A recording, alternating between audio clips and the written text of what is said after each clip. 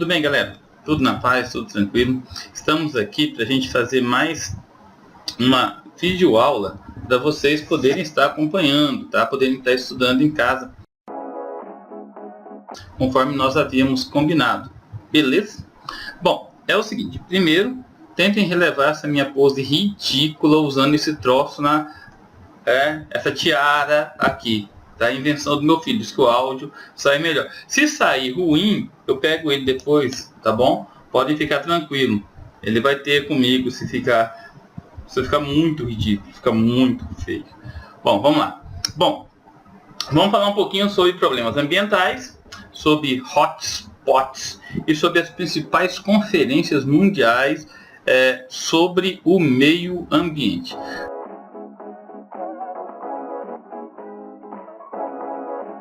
Essas aulas vocês podem estar acessando o meu blog, tá aí na telinha. Deixa eu ver se vai sair o mousezinho aqui, peraí.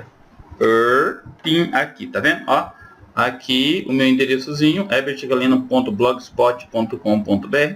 Minha página no YouTube também está à disposição de vocês, podem estar entrando, tá? Acessando para assistir todas essas minhas aulas. Ok. Comentei já com vocês, nós vamos estudar tudo isso e principalmente os problemas urbanos, sociais e os problemas atmosféricos e os problemas ambientais.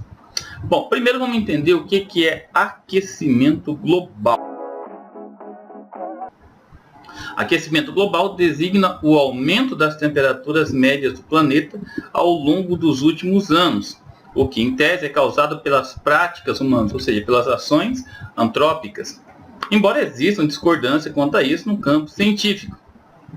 Pessoal, para você entender o aquecimento global é o quê? É a intensificação da temperatura média do planeta.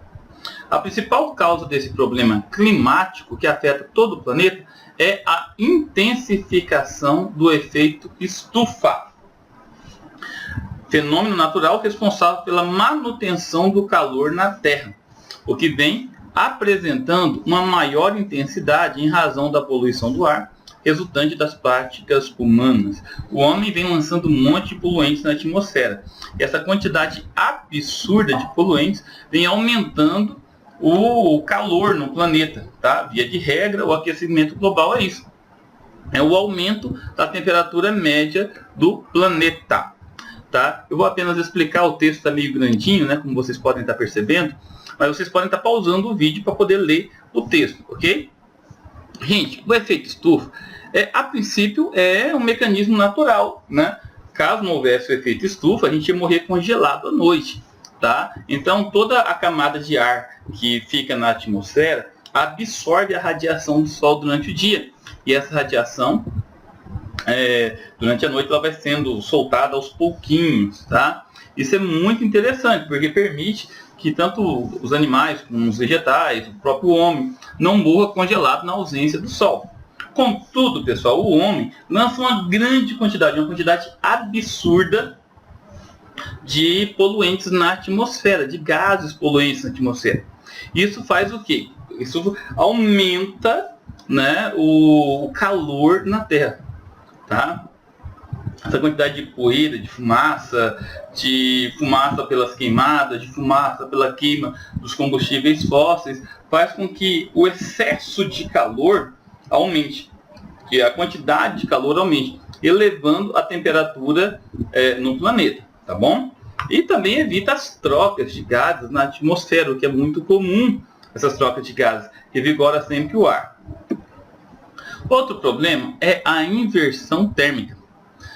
Com o efeito estufa também é um problema um problema natural, comum, tá? Tipo assim, durante o dia faz calor, à noite faz frio, né? Troca a temperatura, por isso que o nome é inversão térmica, né? Pegar o exemplo dos desertos. Durante os dias, os desertos é quente pra caramba, podendo chegar aí 58, 60 graus. Durante a noite, a temperatura pode chegar a temperaturas negativas, -1, -2 graus, entendeu? Contudo, o homem tem potencializado esse fenômeno, né? Principalmente nos grandes centros industrializados, sobretudo naqueles locais em áreas cercadas por serras ou montanhas.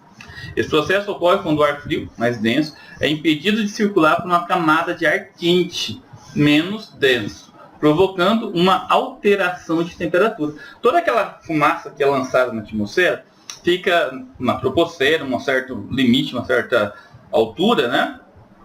Ali entre 10, 12 mil metros, né, de altitude, e fica absorvendo a radiação solar o tempo todo. Durante a noite, quando a superfície se esfria, toda essa camada de ar, né, de gases poluentes quentes, desce para próximo da superfície. Isso faz com que o homem acaba ficando muito quente durante a madrugada, durante determinadas horas do dia. E sem falar que a inversão térmica também potencializa muitas doenças respiratórias. É o caso de rinite alérgica, asma, entre outros. Outro problema também, gente, é a chuva ácida. Chuva ácida é um dos grandes problemas ambientais da atualidade. Muito comum nos centros urbanos, próximo das grandes indústrias, onde ocorre poluição atmosférica. Pessoal, todo tipo de combustível que a gente lança na atmosfera, combustível assim, em forma de fumaça, tá?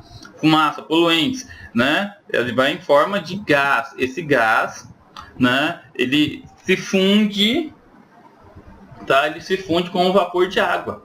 Tá? E quando tem a condensação desse vapor de água das nuvens e a precipitação, ou seja, o retorno dessas nuvens na forma de chuva, tá? Ela vem carregada de ácido. Tá? Olha, por exemplo, como vocês estão vendo no textinho aqui, né, entre os gases que a gente lança na atmosfera, tem o óxido de nitrogênio, o dióxido de carbono, o dióxido de enxofre, entre outros. Tá? E todos esses gases aqui, quando se funde com a água, fica extremamente ácido. Ilhas de calor. Ilha de calor é um fenômeno climático que ocorre a partir da elevação da temperatura de uma área urbana se comparada a uma área rural. Nem sempre uma área rural, muitas vezes dentro da própria cidade mesmo. Cuiabá, né, já foi comprovado que na região central de Cuiabá, né, pela questão da urbanização, excesso de carros, impermeabilização dos solos, excesso de prédios, né, possui ilha de calor. Cuiabá, a parte central dela, é mais quente que a região do CPA, do Cochipó, ou seja, que os bairros circunvizinhos. Cidades maiores, como São Paulo, por exemplo, é muito comum. Tá? Vamos agora ver um pouquinho dos problemas ao meio ambiente natural. Tá? Os problemas, como vocês estão vendo aí, né? As queimadas, os problemas da erosão ou a contaminação dos solos por agrotóxico, o desmatamento, ou seja, tudo isso são problemas relacionados ao meio natural ou à degradação dos recursos naturais. Desmatamento, galera. Desmatamento, também chamado de desflorestamento ou desflorestação, tá? É o processo da remoção total ou parcial da vegetação em determinada área. Geralmente esse processo ocorre para fins econômicos, visando a utilização comercial da madeira, das árvores e também para o aproveitamento dos solos para a agricultura e a pecuária. A atividade mineradora e a construção de barragens para hidrelétricas também aparecem como causas de tal ocorrência. Pessoal, é muito complicado o desmatamento, porque deixa o solo exposto. O solo exposto favorece a erosão. Quando vem a chuva bate direto no solo, tem o saturamento do solo, tá? A água escoa por sobre o solo, né? Provocando um fenômeno chamado de lixiviação, o que causa a erosão do solo e também a lavagem dos minerais. É um problema sério relacionado ao solo. Queimadas. As queimadas são uma prática muito utilizada para a formação de pastos destinados ao gado ou para o cultivo da agricultura. Quando os fazendeiros desconhecem os efeitos nocivos do fogo para o solo, o pequeno produtor queima a vegetação para preparar o local, ação que isenta os custos de mão de obra. Gente, as queimadas é muito comum no meio rural, principalmente entre os pequenos produtores. Aquela galera que tem pouquinha grana, entendeu? Não dá aí para contratar um trator, não dá aí para ficar contratando pessoas para poder roçar, para poder estar preparando o solo. Então, para limpar o solo, taca fogo. É facinho, o custo é baixo, entendeu? Contudo, pessoal, é um problema sério. Primeiro, para a atmosfera, uma grande fumaça, grande quantidade de fumaça vai para a atmosfera. E segundo, porque mata toda a biota do solo, deixando o solo mais frágil e mais, como que eu posso dizer, mais suscetível à erosão, ok? Bom, outros problemas, a contaminação por agrotóxico. Pessoal, agrotóxico, agroquímicos ou defensivos agrícolas são produtos químicos, meio óbvio, né? Acontece que muitas vezes podem ser naturais também, como a nicotina do tabaco ou fumo, né? É muito utilizado em produtos orgânicos, tá? Ele serve para combater pragas, insetos, ácaros, doenças, né? Fungos, bactérias, ervas daninhas que prejudicam as lavouras. É os idas da vida, fungicida, inseticida, tudo que é ida, mata o que? Praga. Agora, o problema, pessoal, é que os inseticidas, os agrotóxicos, os defensivos agrícolas, entendeu? Além de matar as pragas, eles ficam por sobre as folhas das plantas. Quando vem a chuva, esse veneno é lavado e vai direto para o solo, contaminando o solo, que pode escorrer e chegar até os rios, os córregos, os cursos d'água, entendeu? Matando toda a vegetação, matando a vegetação que está na água, matando os peixes, ok? Tem os principais impactos ambientais: a saúde humana, a contaminação dos alimentos, poluição dos rios, incluindo a morte de peixes, erosão do solo, desertificação e a extinção de várias espécies de animais, tá? Infelizmente, a nossa agricultura, o nosso agronegócio hoje não consegue mais viver sem os defensivos agrícolas.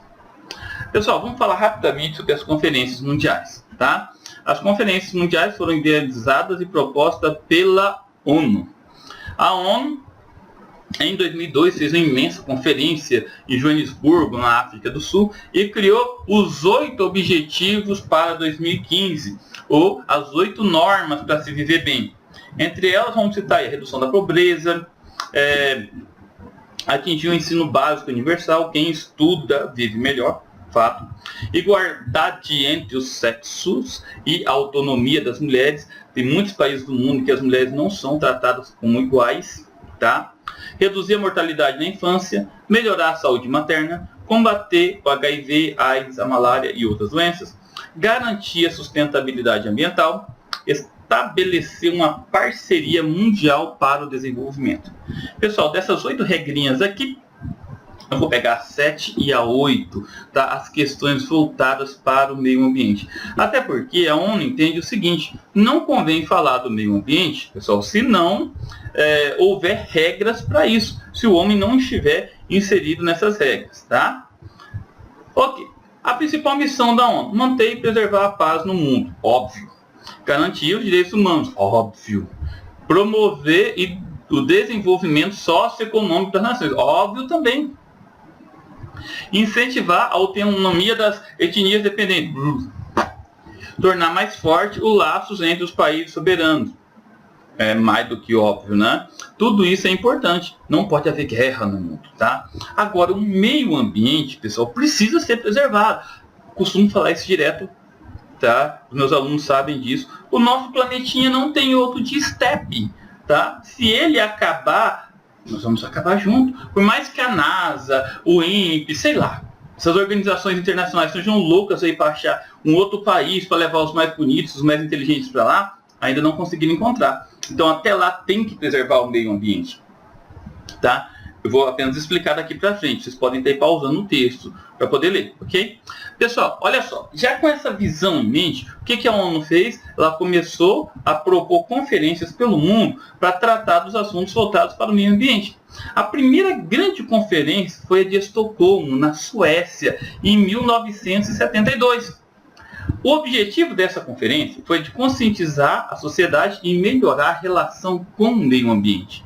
Pessoal, essa conferência ela contou com a participação de representantes de praticamente todos os países do mundo, tá?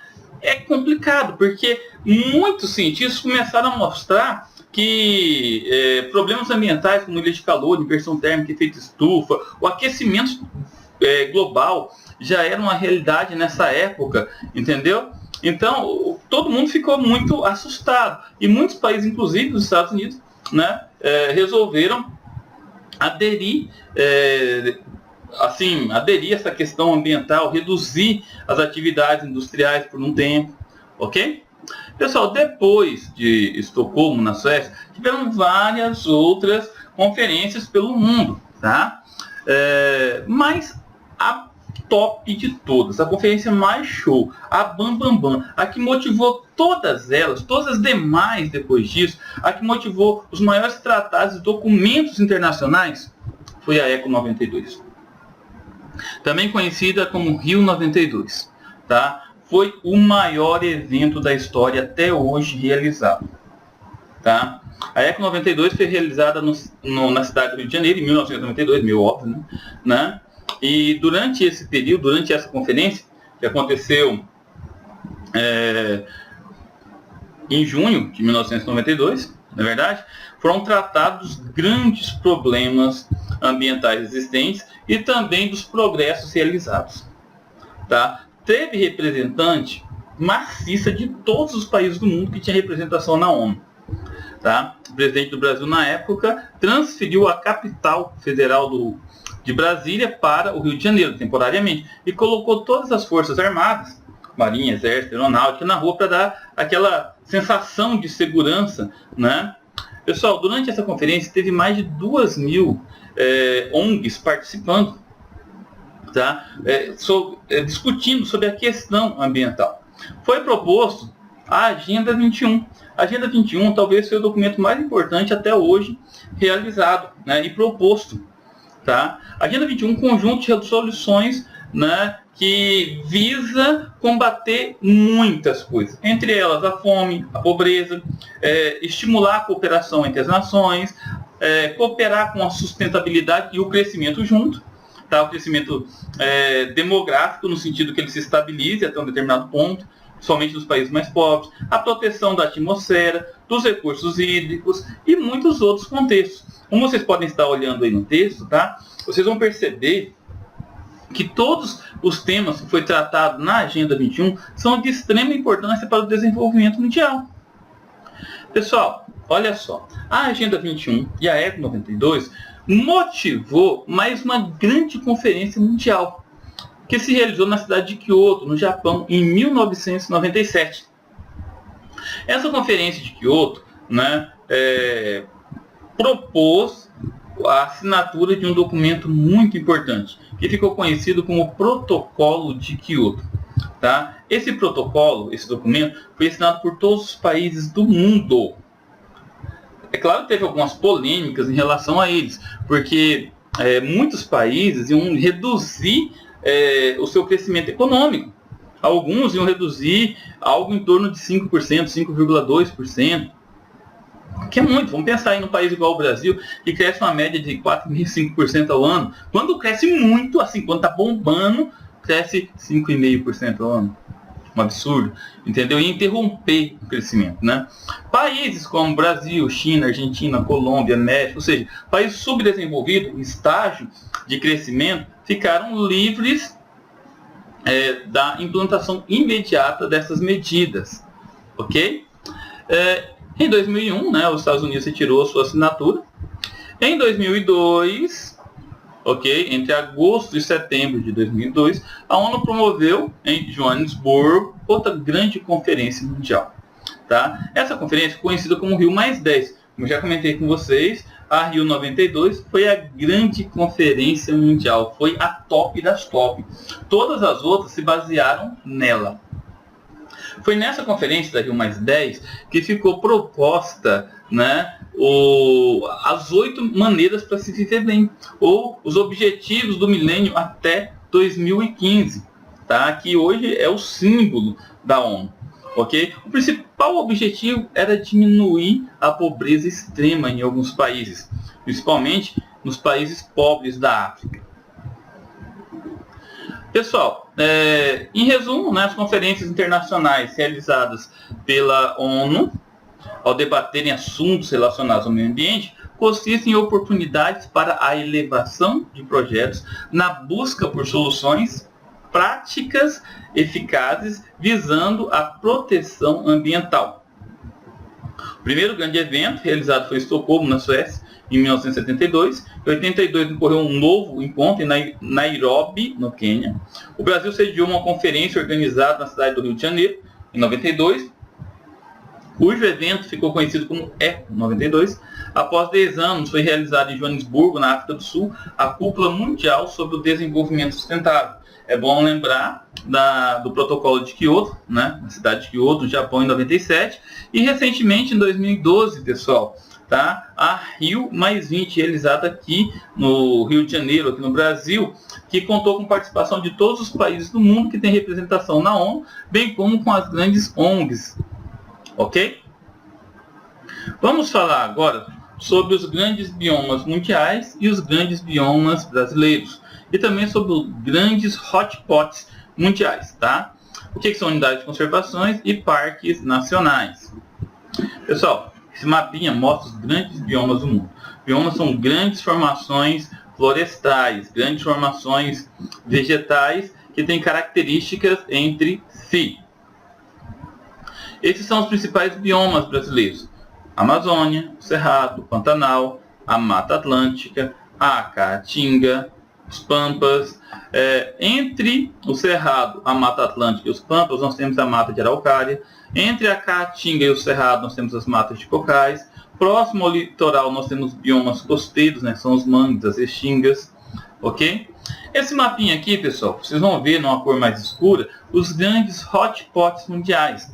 Tá? Na Europa nós temos a vegetação mediterrânea, nós temos as pradarias, tá? As vegetações de campos na Ásia, florestas tropicais na Oceania e Ásia, ok? No Brasil, Cerrado e a Mata Atlântica, entre outros biomas pelo mundo. Tá? Hotspot é o nome dado a um bioma ou domínio morfoclimático que já teve mais de 50% da sua área original devastada para o homem. O Brasil tem 2 grandes biomas, né, que se encontram nesse nível: a Mata Atlântica e o Cerrado. A Mata Atlântica apresenta 93% da sua área nativa devastada. É o bioma brasileiro que mais foi devastado, é um contexto histórico. E o Cerrado, né, cerca de 75% da sua área nativa já foi devastada, e sempre por interesses econômicos. Unidade de conservação é a denominação dada pelo Sistema Nacional de Unidades de Conservação, ou seja, é uma área que deve ser preservada, tá? APPs, áreas de preservação permanente, são áreas que, por lei, devem ser protegidas do desmatamento e da influência do homem. Por exemplo, exemplos de APP são as matas de galerias e ciliares, áreas costeiras como os manguezais e restingas, encostas e topos de morros e serras, né? E algumas áreas, pessoal, que foi denominada como sendo APP, né, são áreas agrícolas, né, em áreas do Cerrado, da Amazônia, enfim, tá, devem ser preservadas. Parques nacionais também é uma unidade de conservação, tá? São áreas destinadas à proteção e conservação ambiental, ou seja, da fauna, flora e outros recursos naturais, né? Os rios, lagos, formações rochosas, etc. São áreas que podem ser usadas para a visitação turística, né? O turismo ecológico, sem que haja qualquer prejuízo aos ecossistemas. Servem também para a realização de pesquisas científicas e projetos educacionais. Vamos citar o exemplo aqui da Chapada dos Guimarães, que é um parque nacional. Tá? Tem algumas imagens que vocês podem estar observando de parques nacionais pelo Brasil.